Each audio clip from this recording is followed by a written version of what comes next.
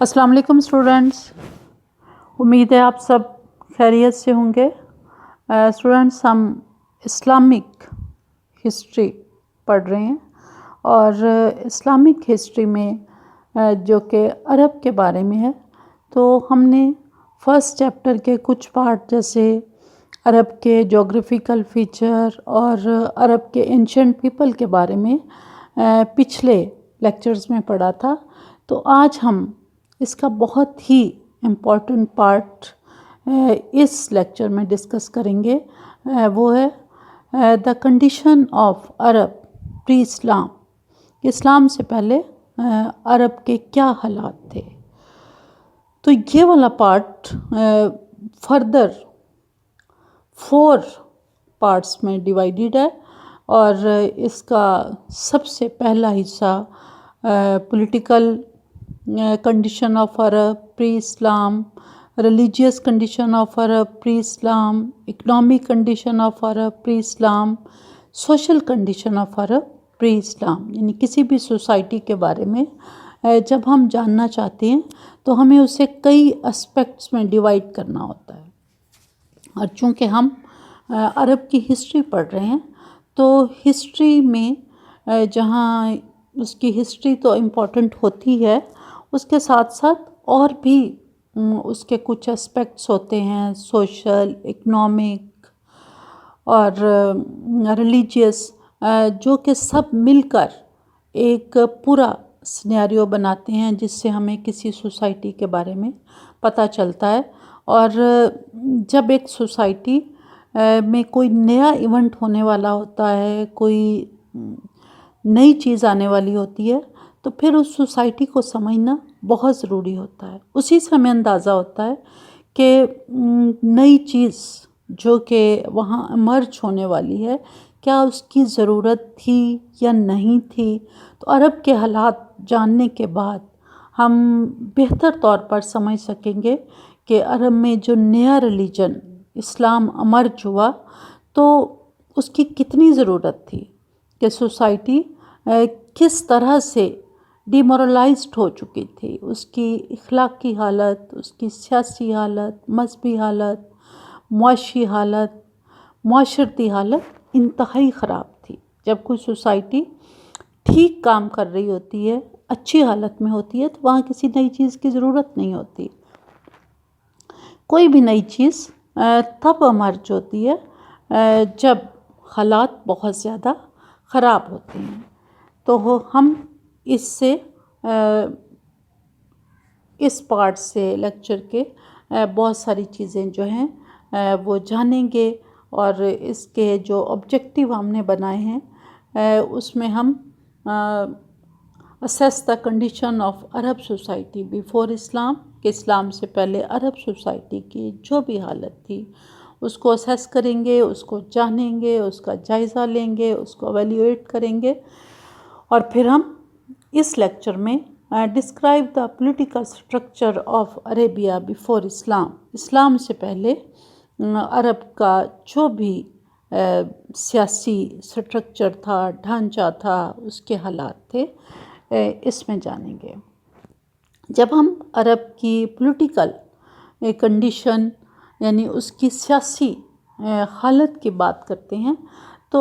चंद एक पॉइंट्स पहले से ही अपने जहन में रखें, जिनको हम आगे ज़ेरे बहस लाएंगे। कि अरब before Islam, Arab were called जाहलिया, that is the meaning as of ignorance. कि इस्लाम से पहले अरब के लिए एक टर्म इस्तेमाल की जाती थी, वो थी जाहलिया की, अयाम जाहलियत। यानी इस्लाम से पहले का जो पीरियड है उसे अयाम जाहलियत कहा जाता है। जहालत से मुराद ये कि पूरे का पूरा अरब जो था वो हर लिहाज से जहालत और तारीकी में डूबा हुआ था। फिर जब हम सियासी हालात की बात करते हैं तो जो मेन चीज़ हमारे सामने आती है, नो सेंट्रलाइज्ड गवर्नमेंट, कोई वहाँ पर मरकज़ी हुकूमत नहीं थी, हर तरफ इंतशार और बदअमनी थी। पूरा अरब जो था वो डिफरेंट ट्राइब्स के दरमियान तकसीम था اور ہر ٹرائب جو تھا اس کا اپنا ایک سسٹم تھا، اس کا اپنا ایک ہیڈ ہوتا تھا، اور کسی بھی انسان کے لیے یہ بہت ضروری تھا کہ وہ کسی نہ کسی ٹرائب کا حصہ بنے، یعنی اس کی لائف کی پروٹیکشن اسی صورت میں ممکن تھی کہ وہ کسی ٹرائب کا حصہ بنے، اور کسی بھی شخص کی اپنے ٹرائب کے ساتھ ایفیلیشن جو ہوتی تھی وہ بالکل غیر مشروط ہوتی تھی۔ ہر حال میں وہ اپنے ٹرائب کو ڈیفینڈ کرتا تھا، اس کے ساتھ فیتھ فل تھا۔ اور عرب کو اگر ہم دیکھیں تو وہ سیاسی لحاظ سے 3 حصوں میں تقسیم تھا پولیٹیکلی، اور یہ جو 3 حصے تھے یہ ساؤتھ عرب، سینٹرل عرب اور نارتھ عرب، یعنی عرب سیاسی لحاظ سے جنوبی عرب، وسطی عرب اور شمالی عرب میں تقسیم تھا، اور ان تینوں حصوں کی الگ الگ پولیٹیکل ڈائمنشن تھیں، جس میں سے ساؤتھ عرب کے بارے میں ہم نے پہلے کچھ پڑھا تھا۔ اور پھر ان ٹرائبس کی خاص بات یہ تھی کہ یہ قبیلے ایک دوسرے کے ساتھ لڑائی جھگڑے میں مصروف رہتے تھے۔ اب ہم ان کو تفصیل سے دیکھتے ہیں، جن پوائنٹس کو ہم نے اوپر بیان کیا ان کی تفصیل جانتے ہیں۔ کسی بھی چیز کے پڑھنے سے پہلے ہمارے لیے سب سے ضروری چیز اس کا انٹروڈکشن ہوتا ہے۔ جب تک ہم انٹروڈکشن کو نہیں سمجھتے ہم پورے جس ٹاپک کو پڑھ رہے ہیں اس کو نہیں سمجھ سکتے۔ تو جب ہم انٹروڈکشن پہ آتے ہیں تو ہمیں جو چیز سب سے پہلے نظر آتی ہے اسلام سے قبل عرب کی پولیٹیکل کنڈیشن میں، وہ تھی جاہلیت، ایج آف اگنورنس۔ یہ وہ زمانہ تھا جس میں پورے عرب میں انتشار اور طوائف الملوک کی چھائی ہوئی تھی۔ پورا عرب کسی مرکزی حکومت کے تابع نہیں تھا، کوئی قانون نہیں تھا، کوئی آئین نہیں تھا، ہر ایک قبیلے کا اپنا اپنا آئین تھا، اور جہاں کہیں چند حکومتیں تھیں وہاں پر ڈکٹیٹرشپ تھی، ظلم، بربریت اور تاریکی جو تھی وہ پورے عرب کا حصہ تھی، اور عرب انتہائی پسماندہ اور بیکورڈ تھا ہر لحاظ سے، صرف پولیٹیکلی نہیں بلکہ ہر لحاظ سے۔ اور نبی کریم صلی اللہ علیہ وسلم کی ولادت سے پہلے جو کہ 7ویں سینچری میں ہوئی تو ہر طرف ڈارکنیس تھی، تاریکی تھی، اور مکہ جو تھا وہ خدا کا گھر تھا، لیکن مکہ کے اندر جو خانہ کعبہ تھا وہاں بھی اس وقت یہ عالم تھا کہ 360 بت جو تھے وہ اس کے اندر موجود تھے، اور ہر قبیلے کا اپنا اپنا بت تھا جس کی وہ پوجا کرتا تھے۔ عرب کی پوری جو آبادی تھی وہ 3 حصوں میں تقسیم تھی، اور پھر ان تینوں کے اندر فردر بہت زیادہ ٹرائب تھے، ہر مختلف علاقوں پر ان ٹرائب کی حکومت تھی، ہر قبیلے کا اپنا قانون تھا، اپنے اصول تھے، اور یہ قبیلے ایک دوسرے کے ساتھ لڑتے ٹکراتے اور اپنی اپنی آزادی کے لیے جدوجہد کرتے، جس کے نتیجے میں قتل و غارت گری عرب کا ایک عام ان کی زندگی کا جزو تھا۔ جب ہم عرب کو سیاسی لحاظ سے دیکھتے ہیں تو ہمیں पूरे अरब में नो सेंट्रलाइज गवर्नमेंट इन अरब, यानी पूरे अरब में कहीं भी एक हुकूमत नहीं थी और कोई पॉलिटिकल ऑर्गेनाइजेशन नहीं था, कोई ऐसी ताकत नहीं थी जो कि इन्फोर्समेंट करती लॉ को और लोगों को किसी कानून के ताबे करती। अरब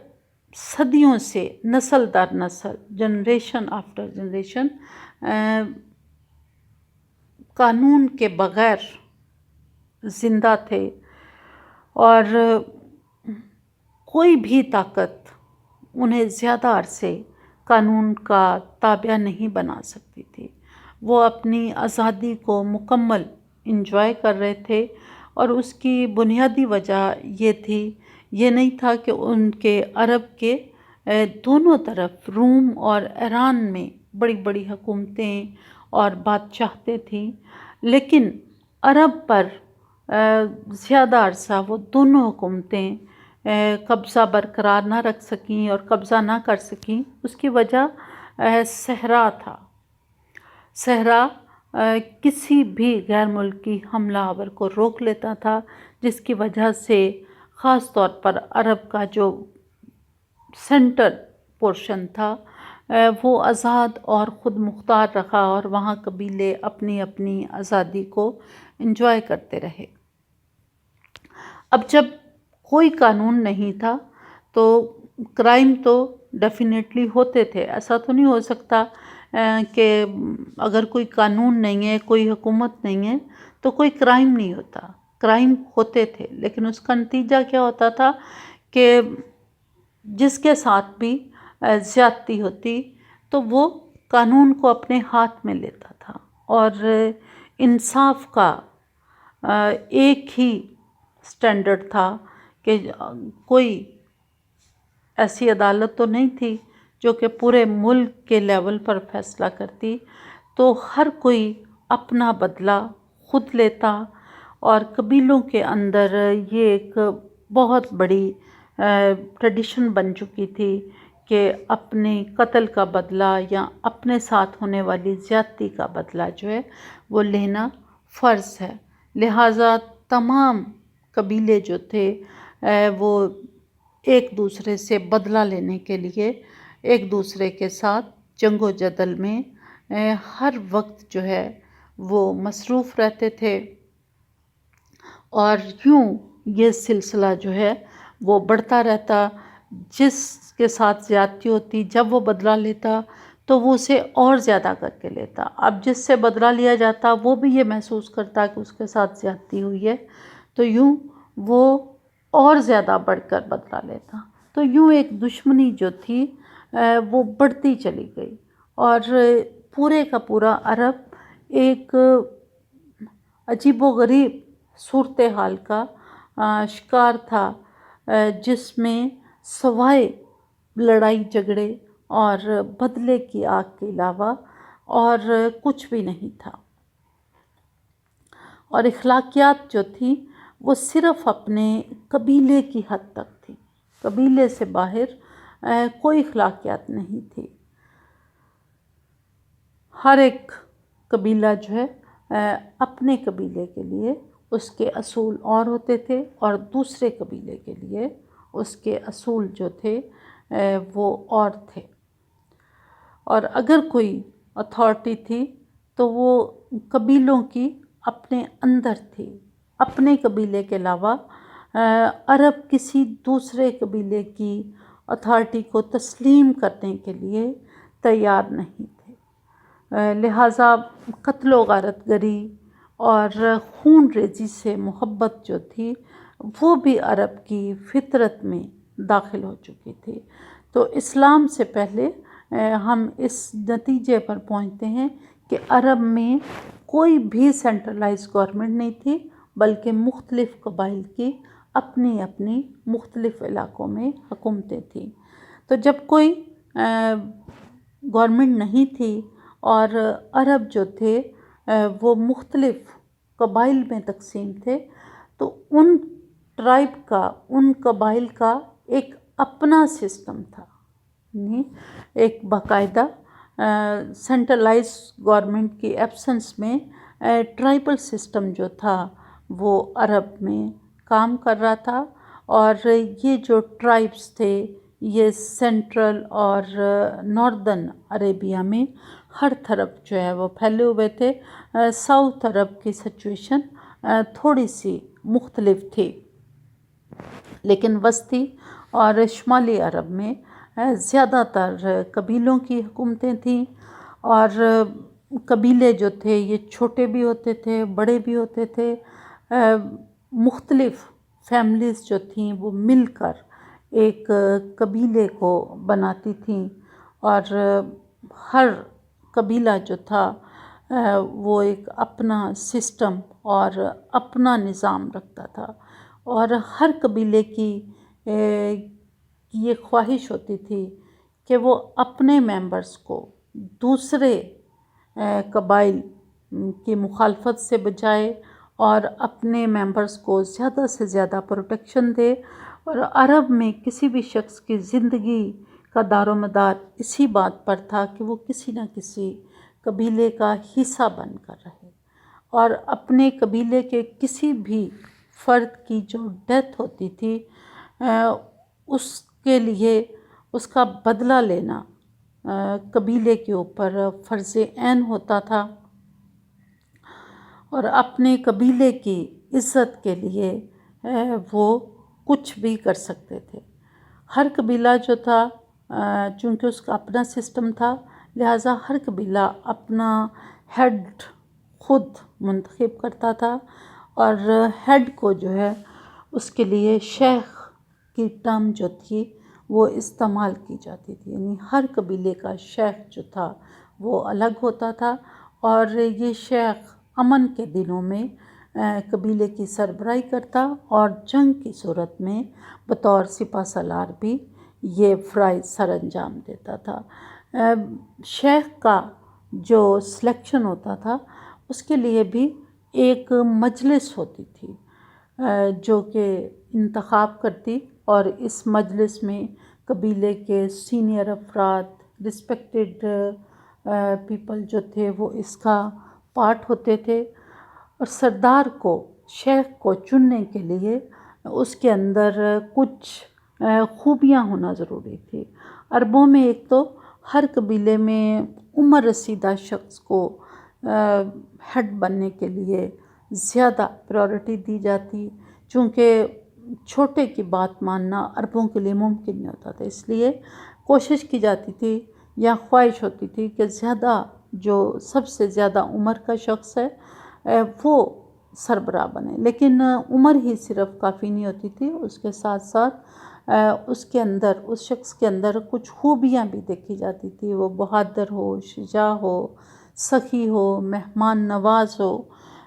عرب میں بہادری جو تھی وہ ایک بڑی خوبی تصور کی جاتی تھی، اور بہادری کے بغیر عرب میں زندہ رہنا ناممکن تھا۔ جب بھی کسی کو سردار ایک بار چن لیا جاتا تو پھر اس کے فیصلے جو تھے ان کو بھی مانا جاتا تھا، ان کی پابندی کی جاتی تھی، اور سردار جو تھا وہ مجلس کے ساتھ ہر قبیلے کی جو اپنی مجلس ہوتی تھی اس کے ساتھ مل کر فیصلہ جو ہے وہ کرتا تھا، اور جب مجلس اور سردار کوئی فیصلہ کر لیتے تو پھر اس کو سارا قبیلہ جو ہے وہ تسلیم کرتا تھا، اور یہ سردار جو تھے بعض اوقات کئی قبیلے جو ہے وہ مل کر ایک فیڈریشن بنا لیتے اور پھر ایک اپنا ہیڈ جو ہے وہ چن لیتے۔ ان قبیلوں نے کچھ جب کوئی نیشنل لا نہیں تھا تو پھر ٹرائبل کے اپنے لا تھے۔ اب یہ نہیں تھا کہ کوئی قانون نہیں تھا تو کسی چیز کی پابندی نہیں کی جاتی تھی، بلکہ قبیلوں کے ٹرائبلز نے اپنے لاس جو تھے وہ جنریٹ کیے تھے۔ یہ لا سے زیادہ یہ کچھ ٹریڈیشنز تھیں جن کو فالو کیا جاتا تھا، یعنی جو ٹریڈیشنز، روایتیں عربوں میں صدیوں سے سینہ بسینہ نسل در نسل منتقل ہوتی تھی، وہی بیسیکلی ان کے قانون بن جاتے تھے، اور ان قوانین کی پابندی جو تھی وہ قبیلے کا ہر شخص کرتا تھا، اور یہ ایک جنریشن کے بعد دوسری جنریشن کو یہ لا جو ہے یہ منتقل ہو جاتے۔ اس میں سب سے ضروری چیز جو ہوتی تھی کہ ہر شخص قبیلے کے ساتھ وفادار ہو، اور وہ اپنی جان دینا ایک بڑے فخر کی اور عزت کی بات سمجھی جاتی تھی کہ کوئی شخص اپنے قبیلے کے لیے بڑی خوشی سے جان دیتا تھا، قبیلے کی عزت کی حفاظت کی جاتی تھی، اور قبیلے کے لوگوں میں سے اگر کوئی قتل ہو جائے تو اس کا بدلہ لینا دوسرے قبیلے پر فرض ہوتا تھا۔ لیکن یہ ہر قبیلے کے اندر ڈیفرنٹ قسم کی ٹریڈیشنز تھی، یعنی جو لا جس قبیلے میں لاگو ہوتا اس کی پابندی کی جاتی تھی، اور زیادہ تر یہ لا جو تھے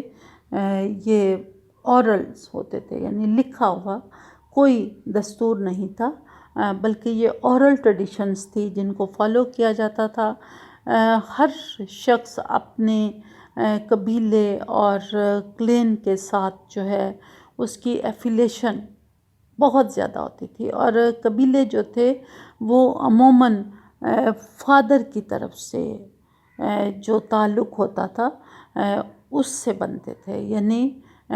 کوئی بھی شخص اپنے باپ کے طرف سے جو اس کا قبیلہ ہوتا تھا وہ اسی کے ساتھ ایفیلیٹ ہوتا تھا۔ ماں کی طرف سے یا میٹرنل سسٹم جو تھا وہ عرب میں اتنا ڈومینیٹ نہیں تھا، ہر شخص جو ہے وہ اپنے باپ کی طرف سے ہی قبیلے کا حصہ بنتا تھا، اور یہ ایفیلیشن بہت ہی سٹرونگ ایفیلیشن ہوتی تھی۔ عربوں میں ایک خاص ٹریڈیشن تھی کہ کسی بھی خاص موقع پر وہ اوتھ لیتے تھے، قسم کھاتے تھے، اور جب عرب قسم کھا لیتے تھے تو پھر وہ اس قسم کو پورا بھی کرتے تھے، اور اسے ہر حال میں اپنی قسم کی پابندی کی جاتی۔ قسم کھانے کے بہت سارے طریقے ہوتے تھے، وہ زبانی طور پر بھی قسم کھاتے، یا پھر وہ اپنی انگلی کاٹ کر اس میں سے خون نکالتے اور خون کے اوپر ہاتھ رکھ کر قسم کھاتے، یا پورا قبیلہ کبھی کبھی خون میں اپنی انگلیاں ڈبوتا اور قسم کھاتا، جیسے حلف خانہ کعبہ کی تعمیر نو کے وقت کچھ قبائل نے قسم کھائی تھی کہ وہ ہر حال میں جو ہے وہ حجر اسود کو اپنے ہاتھ سے نصب کریں گے ورنہ وہ جنگ کریں گے، یعنی خاص موقع پر قسم کھائی جاتی تھی۔ عربوں میں جہاں کچھ خرابیاں تھیں وہاں خوبیاں بھی بہت زیادہ تھیں۔ عرب اپنی زبان کے بہت پکے تھے، بہادر ہوتے تھے، اپنے وعدے کا پاس کرتے تھے، جو بھی وہ وعدہ کرتے، جو قسم کھاتے، جو زبان دیتے، ہمیشہ اس کی پاسداری کرتے تھے۔ عرب کی قبائلی سوسائٹی میں، اس ٹرائبل سسٹم میں جو سب سے بڑا فینومنا تھا وہ تھی وار۔ پوری سوسائٹی ایک وارفیئر سوسائٹی تھی، اور ٹرائبس کے درمیان جنگ و جدل ایک عام سی بات تھی، بلکہ جنگوں کو بہت زیادہ گلوریفائی کیا گیا، انہیں ایک بہت ہی عظیم چیز بنا کر جو ہے وہ پیش کیا جاتا تھا، اور پلنڈرنگ، کلنگ، یہ عرب میں ایک بہت بڑی ٹریڈیشن بن گئی۔ عرب میں کوئی بھی شخص جو ہے وہ بستر پر مرنا پسند نہیں کرتا تھا، بلکہ ہر کسی کی خواہش ہوتی تھی کہ وہ جنگ کے دوران مرے،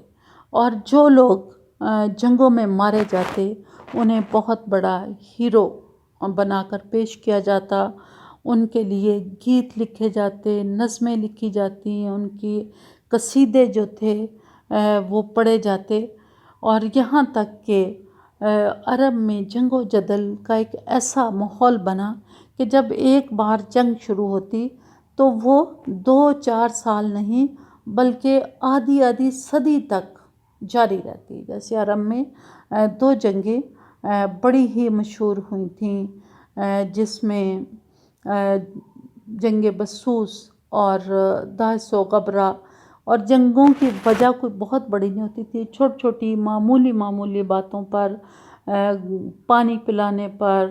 گھڑ دوڑ پر، کسی سے آگے نکلنے، کسی کے پیچھے نکلنے، یا کسی بھی غلط فہمی کی بنا پر بھی یہ جنگیں شروع ہو جاتی تھیں اور پھر ختم جو ہونے کا نام نہیں لیتی تھیں۔ اس میں جنگوں کے دوران اپنے دشمن پر زیادہ سے زیادہ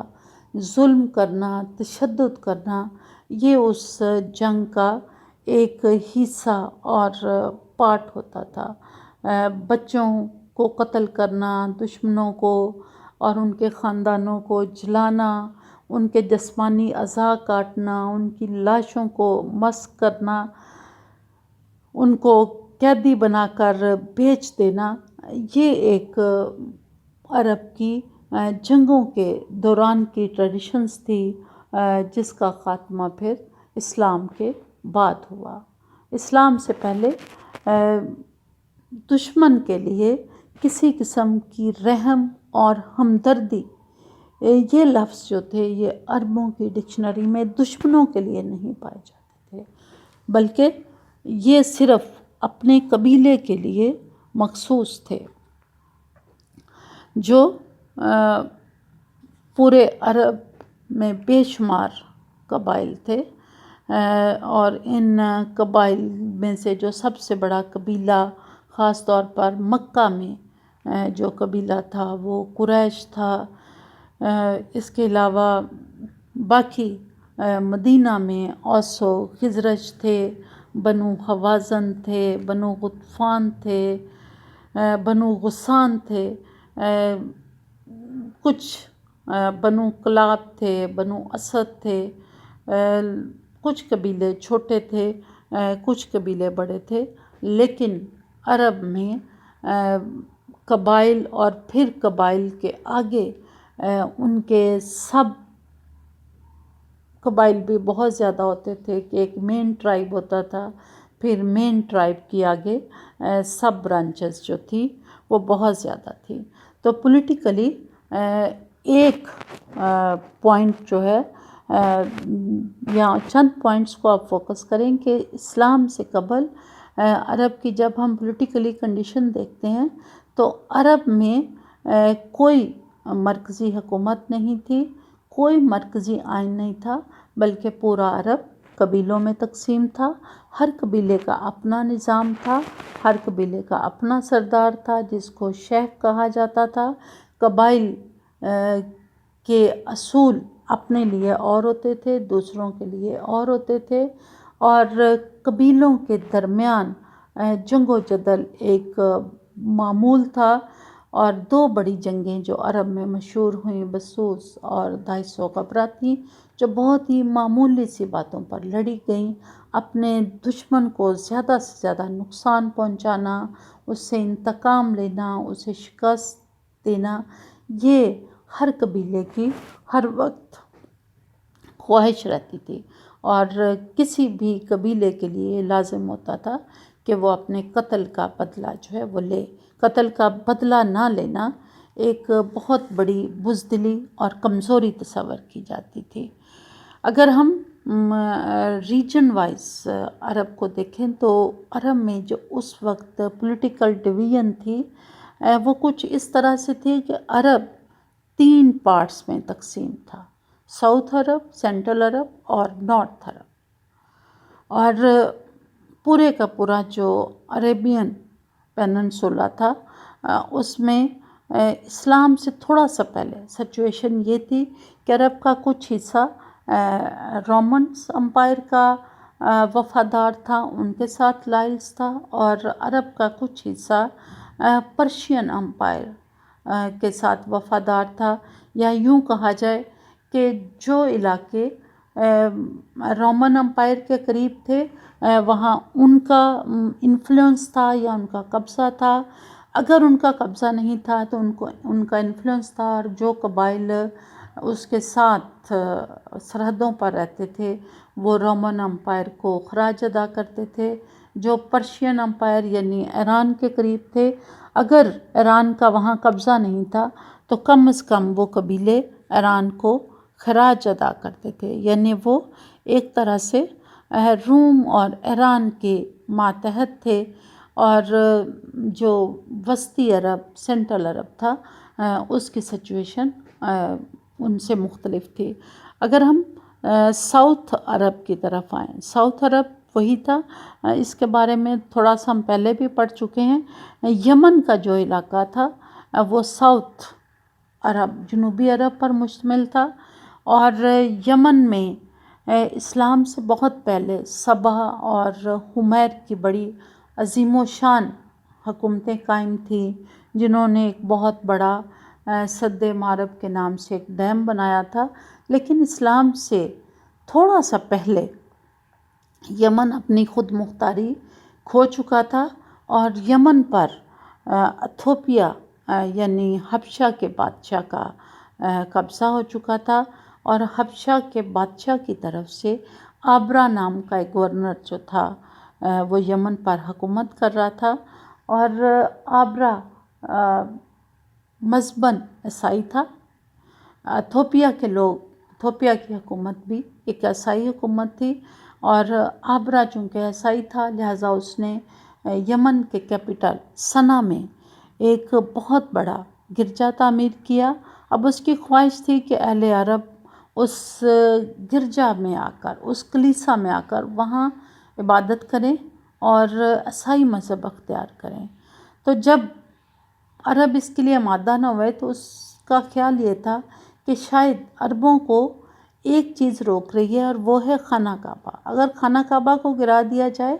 تو شاید عرب عیسائی ہو جائیں گے۔ تو اس نے پھر اس مقصد کے لیے مکہ پر حملہ کیا، لیکن وہ اپنے مقصد میں کامیاب نہیں ہو سکا۔ سیاسی لحاظ سے ہم دیکھیں تو جو عرب کا سب سے تہذیب یافتہ حصہ، جہاں بڑی بڑی حکومتیں اسلام سے قبل قائم تھیں، اس وقت سیاسی لحاظ سے وہ بھی بہت ہی کمزور تھے، اور وہاں پر بھی ایک مرکزی حکومت کی بجائے ایک ایسی حکومت قائم تھی جو کہ غیر ملکی تھی، یعنی جنوبی عرب پر اسلام سے پہلے حبشہ کا قبضہ ہو چکا تھا، اور وہ اپنی خود مختاری کھو چکا تھا۔ اگر ہم سینٹرل عرب کی بات کریں تو سینٹرل عرب جو تھا یہ حجاز اور تہامہ پر مشتمل تھا۔ یہاں مکہ، مدینہ اور طائف جیسے بڑے شہر تھے، اور پورے کا پورا ریجن جو تھا وہ انڈیپینڈنٹ تھا، لیکن بہت سارے قبائل میں تقسیم تھا۔ بنیادی طور پر قبیلوں کی حکومتیں اس وسطی عرب میں، سینٹرل عرب میں قائم تھیں۔ قریش ان میں سے سب سے بڑا اور سپیریئر قبیلہ تصور کیا جاتا تھا، اور قریش بھی اپنے آپ کو عرب کے بدوؤں سے سپیریئر سمجھتے تھے۔ یہ قریش وہ لوگ تھے جو کہ حضرت اسماعیل کی اولاد میں سے تھے، اور قریش نے ہی مکہ میں ایک شہری ریاست کی بنیاد رکھی تھی جس کا بانی قصہ بن کلاب تھا۔ گو کہ یہ کوئی بادشاہ نہیں تھے بلکہ ایک شہری مملکت تھی، اور عرب یہ لوگ اس گو کہ ان کی کوئی پراپر رائل گورنمنٹ نہیں تھی، لیکن دنیا کی مختلف حکومتوں کے ساتھ یہ ٹریڈنگ ایگریمنٹ جو تھے وہ کرتے تھے، اور اسلام سے پہلے 7ویں سینچری میں جب جنوبی عرب اور شمالی عرب کی حکومتیں روم اور ایران کی باج گزار تھیں، تو اس وقت ہم یہ کہہ سکتے ہیں کہ صرف قریش ہی ایک ایسی مکہ کے لوگ ایک ایسی انڈیپینڈنٹ پاور تھے جو کہ کچھ نہ کچھ اپنا سیاسی اثر و رسوخ رکھتے تھے اور اس قابل تھے کہ مختلف ملکوں کے ساتھ تجارتی معاہدے جو ہیں وہ کر سکے. لیکن یہاں صرف قریش کی حکومت نہیں تھی، یہاں قریش ایک قبیلہ نہیں تھا، بے شمار قبائل جو تھے وہ اس سینٹرل عرب میں آباد تھے. قریش کو صرف ان میں سے یہ ایج حاصل تھا کہ وہ خانہ کعبہ کے نگران تھے، حج کا انتظام کرتے تھے، لہٰذا ان کی لیڈرشپ ایک طرح کی سیاسی ہونے کے ساتھ ساتھ مذہبی بھی تھی کہ وہ عرب کے مذہبی رہنما جو ہے وہ تسلیم کیے جاتے تھے. نارتھ عرب یعنی عرب کا تیسرا حصہ جو تھا وہاں پر غسانی قبائل جو تھے ان کی حکومت تھی، لیکن اسلام سے تھوڑا سا پہلے پرشین امپائر نے یعنی ساسانی امپائر ایران کی، اس نے حملہ کر کے ان کی آزادی کو بھی ختم کر دیا تھا. اور یوں ہم کہہ سکتے ہیں کہ نبی کریم صلی اللہ علیہ وسلم کی آمد سے پہلے اور اسلام کی آمد سے پہلے پورا عرب جو تھا وہ اپنی آزادی اور خود مختاری کو کھو چکا تھا، اور کہیں بھی کوئی سیاسی حکومت نہیں تھی، کوئی ایسی مرکزی حکومت اور نظام نہیں تھا جو لوگوں کو اپنے تابع کرتا، ان کی زندگیوں کو بہتر کرتا، انہیں ایک یونٹی جو ہے اس میں باندھتا اور ایک حکومت کے تابع ہو کر، ایک قانون کے تابع ہو کر اور کسی بھی پولیٹیکل سسٹم کو اپنا کر لوگ جو ہے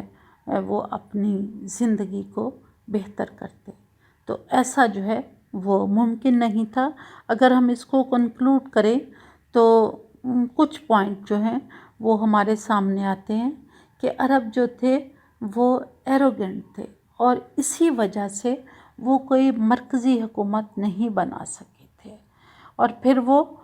لو آف بلنڈر کہ وہ خون ریزی، قتل، اس سے بہت زیادہ محبت کرتے تھے. پھر ان میں لیک آف پولیٹیکل ڈسپلن بھی تھا، کسی قسم کا کوئی سیاسی نظام ان کے اندر نہیں پایا جاتا تھا. تو the leader in a fight was leader only till the end of the fight and sharing of booty. تمام جو قبیلے کے سربراہ تھے وہ ایک دوسرے سے لڑتے رہتے. تو اگر ہم کامن چیز دیکھیں تو وہ تھی ڈارکنیس. پورے کا پورا عرب جو تھا اسے ہم کہہ سکتے ہیں کہ اس میں ہر طرح کی تاریکی کے ساتھ ساتھ سیاسی تاریکی بھی چھائی ہوئی تھی، اور لوگ کسی ایسی حکومت کے منتظر تھے جو انہیں ان چھوٹے چھوٹے یونٹوں سے نکال کر ایک وحدت میں پرو سکے. اور پھر یہ کام اسلام نے آ کر کیا کہ پورے عرب کو جو مختلف قبیلوں میں بکھرا ہوا تھا اسے ایک ریاست بنا دیا. اور پھر یہ ریاست نہ صرف عرب بلکہ عرب سے باہر بھی پھیلی، اور روم اور ایران جو اپنے آپ پر فخر کرتے تھے انہوں نے چند سالوں کے اندر انہیں بھی اپنا تابع کر لیا. تو عرب کی پولیٹیکل کنڈیشن کے بعد ہم نیکسٹ لیکچر میں عرب کی ریلیجیس کنڈیشن کے بارے میں جانیں گے. شکریہ.